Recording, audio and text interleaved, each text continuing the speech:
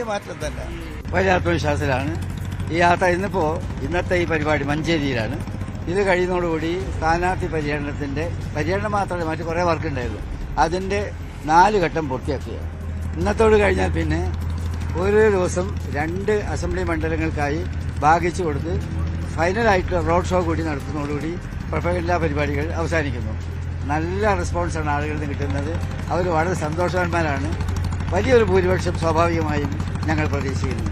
ഇടതുപക്ഷത്തിന്റെ അവകാശവാദം സമസ്തയുടെയും യൂത്ത് ലീഗിന്റെ ഒക്കെ വോട്ട് അവർക്ക് അടിയൊഴുക്കായിട്ട് കിട്ടുന്നൊക്കെയാണ്. അങ്ങനെ എന്തെങ്കിലും ഒരു കണക്കുകൂട്ടൽ അവരുടെ ഭാഗത്തുണ്ട്? ഇടതുപക്ഷം എന്ന് പറഞ്ഞാൽ സങ്കല്പ ജീവികളാണ്. അവരുടെ വിചാരം തന്നെ അവരെ കയ്യിലാണ് രാജ്യം എന്നാണ്. രാജ്യത്ത് അവരൊന്നുമല്ല.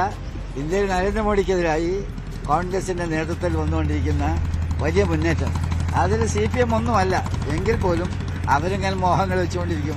അതിനൊക്കെ പ്രതികരിച്ചു നിന്നാൽ നമുക്ക് വേറെ ജോലി നടക്കില്ല. ഇപ്പൊ ഈ പ്രചരണത്തിന് അവസാന ഘട്ടത്തിലെത്തുമ്പോൾ എന്തെല്ലാം കാര്യങ്ങളാണ് നമുക്ക് അനുകൂലമായിട്ട് തോന്നുന്നത്? കേന്ദ്ര ഗവൺമെന്റിന്റെ നയത്തിൽ ആളുകൾ പൊറുതിമുട്ടിരിക്കുകയാണ്. സ്റ്റേറ്റ് ഗവൺമെന്റിലേക്ക്. അതായത് ഇതിപ്പോൾ നമുക്ക് കാണാൻ സാധിക്കും. യുവാക്കളെ പോലെ തന്നെ ഈ പ്രാവശ്യം പ്രായം ചെന്നവരും സജീവമായിട്ട് ഇറങ്ങി. കാരണം അവർക്കൊക്കെ തന്നെ ഇതിന്റെ ദുഃഖഭാരമുണ്ട്. നമ്മുടെ നാട് ഇങ്ങനെ ആയിപ്പോയല്ലോ എന്നുള്ളത്.